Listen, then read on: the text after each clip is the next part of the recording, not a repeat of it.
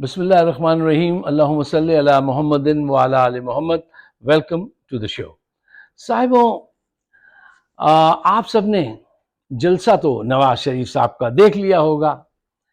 جرنیل، نون league, سارے mafia, سرکاری ادارے، میڈیا، سب نے ایک بڑی رقم خرچ کر کے 24 کروڑ لوگوں میں سے 20 سے 30 ہزار لوگ جمع کر لیے، اس میں وہ کامیاب ہو گئے۔ اتنے ہی لوگ ہوں گے یا تھوڑے زیادہ یا تھوڑے کم۔ یہ سب دولت کا کرشمہ ہے۔ وہ کیا اچھا مصرع تھا یا وہ کیا شعر تھا ان کا کہ دیکھا ہے ہم نے دولت کو بازار مصر میں، ستم ظریف پیمبر خرید لیتی ہے۔ دولت میں پاور تو ہے، یہ تو آپ کو ماننا پڑے گی۔ اچھا، اور پاکستان میں تو دولت بہت بڑی قوت ہے۔ آپ ہمارے لوگوں سے کہیے نا کہ یہ لو پیسے، یہ پیسہ دیجئے، تم نواز شریف کو سجدہ کرو، تو وہ سجدہ بھی کر لیں گے پیسے کی خاطر، اور جیسے ہی مفاد پورا ہوگا تو اس کو 2 لتی مار کے پھر بھاگ جائیں گے۔ یہ مزاج ہے قوم کا، پیسے کے لیے سب کچھ کرنے کو تیار ہو جاتے ہیں۔ جلسہ اچھا تھا، رات کا وقت تھا، رات کے وقت تو ہر چیز کا حسن بڑھ جاتا ہے نا۔ اچھا، اور لائٹس جو تھیں وہ بہت زبردست لگائی گئی تھیں، اور جو کیمرہ مین تھا اس نے کراؤڈ کو ایسے دکھایا کہ لگتا تھا کہ بہت بہت بڑا جلسہ ہے، کو بہت زیادہ لوگ ہیں میرے خیال میں، لیکن 20-1 ہزار تو ہوں گے۔ دیکھیے صاحب، اسٹیبلشمنٹ نے جلسہ تو کامیاب کرا دیا، ٹھیک ہے، میں مانتا ہوں۔ اب انہیں چاہیے کہ ایک فیئر الیکشن کرا دیں تاکہ آپ کو عوام کا صحیح سچا فیصلہ مل سکے، وہ آپ کے سامنے آ سکے۔ ایک سوال ہے جو میں خود بھی سوچ رہا ہوں، میں آپ کو بھی دعوت دیتا ہوں کہ سوچئے۔ دیکھیے، کیا اسٹیبلشمنٹ کا یہ کام ہے کہ وہ نون لیگ کو اس طرح کھلم کھلا سپورٹ کرے؟ کہ یہ ان کی ڈیوٹی ہے، کہ یہ ان کا فرض ہے کہ یہ اس قدر اوپنلی پی ٹی آئی کو ہرٹ کریں، ان کے ٹکڑے بکھرے کروائیں، ان کے لیڈر کو لے جا کے جیل میں بند کر دیں؟ کیا یہ زیب دیتا ہے؟ یہ لوگ بار بار کہتے ہیں کہ ہمارا سیاست سے کوئی تعلق نہیں، اور دیکھیے کھل کر یہ کیا کر رہے ہیں نواز شریف کے ساتھ، اور کیا کیا ہے انہوں نے عمران خان کے ساتھ۔ اچھا، اب آئیے ذرا نواز شریف مدظلہ علیہ مدبر پاکستان کی تقریر کی طرف۔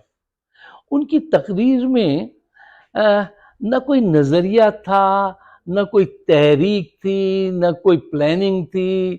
کوئی پلان ایسا نہیں تھا کہ کرپشن کو کیسے ختم کرنا ہے اور مہنگائی کیسے ختم کرنی ہے، ان کرائسس سے جس سے آج پاکستان نبر آزما ہے، ان کو کیسے ہینڈل کرنا ہے، اس کے لیے ان کے پاس کوئی تجویز نہیں تھی۔ ان کے پاس منتشر خیالات تھے، جیسے آپ اکثر پڑھتے ہیں نا، متفرق اشعار، کچھ اس کا کچھ اس کا کچھ اس کا، تو بس ان کے خیالات بھی ایسے ہی تھے۔ اچھا، ان کے بھائی صاحب نے آج جب ان کا تعارف کرایا تو انہوں نے کہا کہ کیا نون لیگ کے قائد مدبر پاکستان، یار بھائی ہیں، پیار میں محبت میں انہوں نے ان کو ایک مدبر بھی کہا ہے، تو ٹھیک ہے، کوئی بات نہیں، بھائی کی محبت تھی، کوئی ایسی بات نہیں ہے۔ اچھا، ایک بات، کچھ باتیں جو میں نے نوٹ کی، دیکھیے انہوں نے کہا میں بدلے کی خواہش نہیں رکھتا، خواہش ہے تو وہ یہ ہے کہ غریب کے دن پھر جائیں۔ اچھا، ان کے دل میں بدلے کی بڑی گہری آگ ہے، جس کو ساتھیوں کے کہنے پہ انہوں نے زخم چھپایا ہے۔ انہوں نے یہ لفظ کہے، آپ جا کے دیکھیے گا تقریر، آج میں نے بہت ضبط سے کام لیا ہے۔ ان کے اسکرو ٹائٹ کیے تھے عرفان صدیقی صاحب نے بہت زیادہ، کہ دیکھیے وہاں ایسی کوئی بات نہ کہیے گا کہ آپ کو کسی جرنیل سے یا کسی چیف جسٹس سے بدلہ لینا ہے، کیونکہ ساری گیم جو ڈیل ہوئی ہے وہ ساری خراب ہو جائے گی اگر آپ ایسا کریں گے تو۔ اور یہ تقریر کیجئے گا جو عرفان صدیقی صاحب نے لکھی تھی۔ بہرحال، وہ ان دوستوں کے کہنے پہ انہوں نے آج اپنے انتقام کی آگ کو بجھایا نہیں ہے، اس کو چھپا لیا ہے، روک لیا ہے تھوڑے عرصے کے لیے، اور جب انہیں جیسے ہی پاور ملے گی تو پھر آپ دیکھیے گا پھر یہ لوگوں کو لائن سے لگائیں گے، یہ ان کی نیچر میں ہے۔ اچھا صاحبوں، نواز شریف صاحب اچھے آدمی ہیں اگر ان کی 3 چیزوں کو آپ مائنس کر دیں، اگر آپ اس کو اوائڈ کر لیں۔ دیکھیے پوائنٹ نمبر 1، بے بنیادی طور پہ یہ ایک بہت ہی ڈرپوک انسان ہے، ہمت کریج وریج ان کے پاس کچھ نہیں ہے۔ پوائنٹ نمبر 2، یہ انتقام لینے پہ بلیو کرتے ہیں، اس سے انہیں سکون ملتا ہے۔ ڈرپوک لوگ ہی انتقام لیتے ہیں، بہادر لوگ کبھی انتقام نہیں لیتے ہیں۔ اچھا، اور تیسری ان کی ایک وہ خامی یہ ہے کہ یہ دولت جمع کرتے ہیں، دولت کے بڑے شائق ہیں، اور وہ بھی اقتدار کے ذریعے غریبوں کا پیٹ چاک کر کے ان کے نمائندے بھی بنتے ہیں چہرے پہ، اور اس کے ذریعے بڑے بڑے اماؤنٹ یہ صاحب کماتے ہیں۔ یہ ان کی مجبوری ہے کہ بس ان کو دولت پسند ہے ان کو، اور یہ غلط ذرائع سے دولت جمع کرتے ہیں۔ مولا علی کا کہنا تھا یا کس نے کہا تھا کہ جو دولت جمع کرتا ہے اپنے لیے ذلت جمع کرتا ہے، لیکن یہ ان باتوں پہ بلیو نہیں کرتے ہیں۔ اچھا، ایک بات انہوں نے اور کہی، وہ بات انہوں نے یہ کہی کہ اس سیاست میں نے اپنی ماں کو، اپنی بیوی کو کھو دیا، اور میں اپنے باپ کو کندھا نہ دے سکا۔ اچھا، حقیقت کیا ہے؟ دیکھیے میں نے ابھی کہا نا بہت ڈرپوک آدمی ہیں۔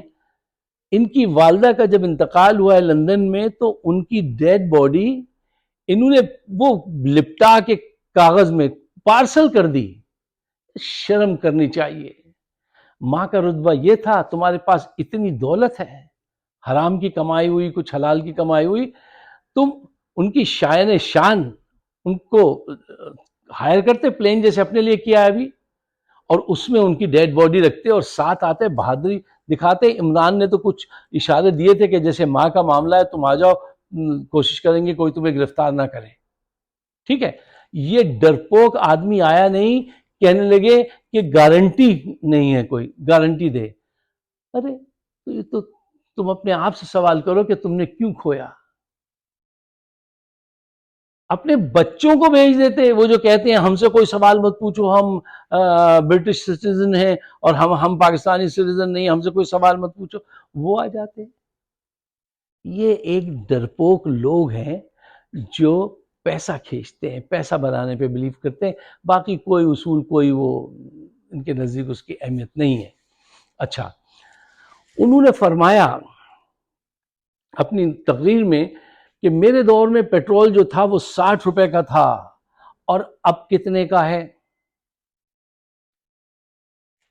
دیکھیے انہوں نے یہ نہیں فرمایا کہ گزشتہ 15 مہینے سے، بلکہ اب تک انہی کی حکومت چل رہی ہے، ان کے بھائی صاحب نے کتنی مہنگائی کی۔ شہباز شریف صاحب نے ایک جگہ بھی مہنگائی کو نہ روک سکا وہ شخص، ایک چیز بھی سستی نہ کروا سکا وہ شخص۔ اس نے کیا تو کیا کیا؟ 1100 ارب روپے کے اپنے مقدمات جو تھے وہ معاف کرا لیے اور نیب کے قوانین بدلوا دیے۔ اچھا، اب یہ حساب کتاب کیسے سمجھاتے ہیں قوم کو؟ فرض کیجئے کہ نواز شریف صاحب کا دور ہے، پیٹرول 60 روپے ہے، اس کے بعد بے نظیر کا دور آ جاتا ہے، یا لیٹس سے کہ بے نظیر کا دور ہے 60 روپے پیٹرول ہے، اب نواز شریف کا دور آ جاتا ہے، تو کامیاب ہم اس صورت میں مانیں گے نا کہ وہ 60 میں تھی، بیچ رہی تھی، تو آپ کے یہاں 50 میں آ گیا، تو آپ نے ان کے دور کے مقابلے میں پروگریس کی، سستائی، مہنگائی ختم کی ہے۔ آپ نے ایسا نہیں کیا ہے بھائی۔ ایسے تو آپ اگر پیچھے ریورس کیلکولیشن کرتے جائیں تو جو ہے پیٹرول 1947 میں جو تھا وہ تو شاید چند روپے تھا، پیچھے چلتے چلے جائیں، لیکن یہ دیکھیے کہ جب آپ کو حکومت ملی اس کے بعد اس کو کتنا سستا کیا، آپ نے کتنا کنٹرول حاصل کیا، آپ کا جی ڈی پی کیا رہا۔ یہ الٹی گنتی گنوا رہے تھے، اتنا جھوٹ بولتے ہیں جلسے میں آ کے۔ شہباز شریف صاحب فرما رہے تھے دیکھیے عوام کے سامنے جھوٹ بولتے ہیں یہ لوگ، کہتے ہیں جھوٹے آدمی سے بحث مت کرو، کیونکہ وہ تمہیں ہر صورت میں جھوٹا ثابت کر دے گا، وہ اس کو جھوٹ پہ اتنا بلیو ہوتا ہے۔ یہ ایسی فیملی ہے ان کو اپنے جھوٹ پہ ہمیشہ وہ رہتا ہے مان اور بلیو۔ ان سے آپ بحث کر کے دیکھیے، یا آپ کو جھوٹا ثابت کر دیں گے۔ کہنے لگے آج تک 76 سال میں آج تک کوئی پارٹی جو ہے وہ ایسا جلسہ نہیں کر سکی ہے جو جلسہ ہم نے آج کیا ہے.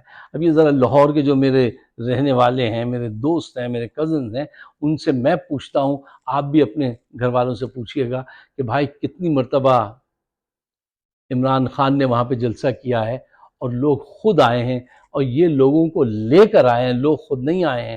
اچھا، طرفہ تماشا کیا ہو رہا تھا؟ اب یہ ذرا دیکھیے آپ، یہ لوگوں سے کہہ رہے ہیں ہاتھ اٹھا کے جواب دو، کوئی ہاتھ نہیں اٹھا رہا. یہ کہہ رہے ہیں میرے بعد یہ جملہ دہراؤ، کوئی نہیں دہرا رہا. جو لوگ آئے ہوئے تھے وہ بیچارے پیٹ کے بھوک کی وجہ سے آ گئے تھے، کہ ان سے کہا سندھ سے، بلوچستان سے، سب جگہ سے کہ بھئی تم ساتھ چلو تو کھانا بھی ملے گا. آج تو ایک وقت کے کھانے کے لالیں، تو لوگوں نے سوچا کہ چلو بھئی کھانا بھی کھا لیں گے اور سیر بھی ہو جائے گی، ٹھیک ہے نا. تو لوگ تو اس وجہ سے آ گئے تھے، ورنہ اتنی منتشر قوم. جیسے پی ٹی آئی کے جلسے جب ہم دیکھتے ہیں تو لوگ، ایک پڑھے لکھے لوگ ہوتے ہیں، ان کو پتہ ہوتا ہے کہ لیڈر کیا کہنے والا ہے، کیا کہہ رہا ہے، ہمیں کیا جواب دینا ہے. یا نہ لیڈر کو پتا تھا کہ وہ نیکسٹ بات کیا کہنے جا رہا ہے، اور نہ ہی جو کارکنان آئے تھے، جو لوگ لائے گئے تھے، وہ کارکنان نہیں کہنا چاہیے، جو لوگ لائے گئے تھے ان کو علم تھا کہ ہمیں کیا جواب دینا ہے. اچھا، ایک بڑی انٹرسٹنگ آخری بات سنتے جائیے. کہنے لگے کہ جب بھارت نے ایٹمی دھماکے کیے تو پاکستان نے جب تیاری اپنی پکڑی تو بل کلنٹن نے مجھے فون کیا اور کہا ہم 5 ارب ڈالر تمہیں دے دیں گے. اور میں نے انکار کر دیا، 1-2 ارب تو وہ مجھے بھی دے دیتے. دیکھ لیجئے ان کے دماغ کو، پڑھ لیجئے، یہ ایسی ڈیلیں کرتے ہیں. اتنا بڑا قرضہ لیا، اس میں اتنے پرسنٹ اپنے لیے پہلے چھپا کے رکھ لیا، اتنے وہ برج بنوایا، اتنے پرسنٹ وہاں سے لے لیا.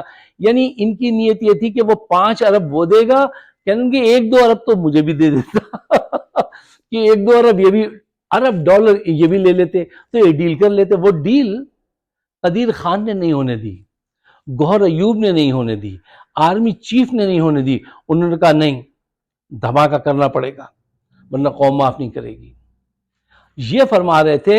یہ جا کے اب ان کی ویڈیو آپ دیکھیے گا، جو بات میں کہہ رہا ہوں، میرے پاس وقت نہیں ہوتا کہ میں وہ کلپ لگاتا، کہ 5 بلین تو وہ دے رہا تھا اور 1-2 بلین مجھے بھی دے دیتا.